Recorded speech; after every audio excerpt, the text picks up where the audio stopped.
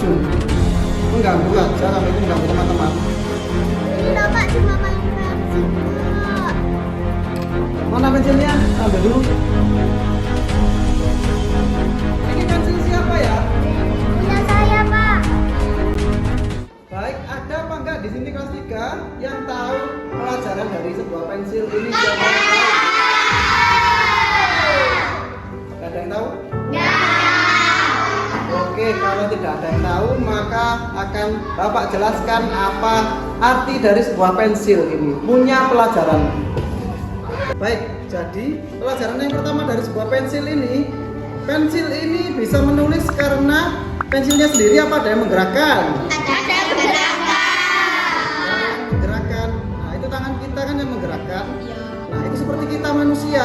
Manusia bisa bergerak karena Allah yang menggerakkan.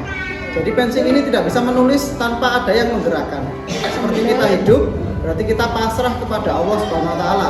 Kita digerakkan oleh Allah Subhanahu wa taala. Pelajaran yang kedua dari sebuah pensil adalah kalau pensil kita bujel atau bahasa Indonesianya itu tumpul, maka harus kita apakan? Bahasa Indonesianya harus kita raut pakai rautan. Kalau bahasa Jawanya orotan ya, rautan.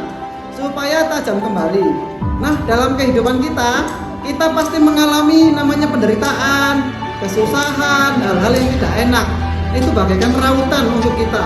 Agar kita menjadi orang yang hebat, kita harus bersabar menghadapi penderitaan, kesedihan. Dengan masalah, kita menjadi lebih hebat, lebih kuat kalau kita sabar dan terus berserah diri kepada Allah Subhanahu wa taala. Pelajaran yang ketiga dari sebuah pensil adalah bahwa pensil itu ketika kita menulis bisa dihapus pakai penghapus tidak? Bisa. Artinya kalau kita menulisnya salah masih bisa kita hapus.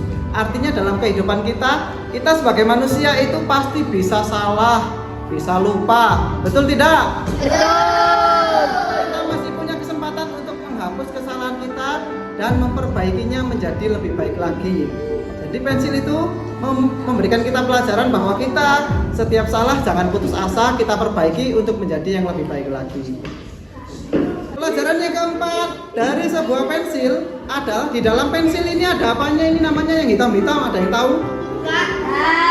Ini namanya arang kalau bahasa Jawa, bahasa Indonesianya arang. Ini adalah hal yang inti dalam sebuah pensil. Nah, kalau dalam diri kita itu ada nafsu, ada hati kita, ada perasaan kita. Itu adalah hal yang harus kita kendalikan supaya dapat berfungsi dengan sebaik-baiknya. Seperti pensil, arangnya bisa kita gunakan menulis dengan baik, warnanya hitam dan tertulis dengan baik. Itu harus kita kendalikan dengan tangan kita. Hati dan nafsu kita harus kita kendalikan sebaik-baiknya agar kita mampu menjadi manusia yang terbaik, yang mulia. Baik, kita sampai pada pelajaran yang kelima, yang terakhir dari sebuah pensil. Pensil itu kalau kita gunakan menulis ada goresan apa enggak di buku? Ada. Berupa tulisan, gambar, dan terserah kalian. Dalam kehidupan ini kita bisa bersikap baik atau jelek, itu tergantung kita. Kita akan menggoreskan kesan kepada orang lain.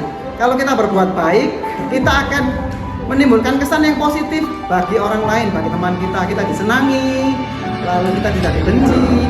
Tapi kalau kita menggoresnya dengan kejelekan, kita bersikap jelek kepada orang lain, teman kita akan benci sama kita, gak mau berteman sama kita. Akhirnya kita sampai meninggal dicap sebagai orang yang tidak baik. Kalian mau dicap sebagai baik apa tidak baik?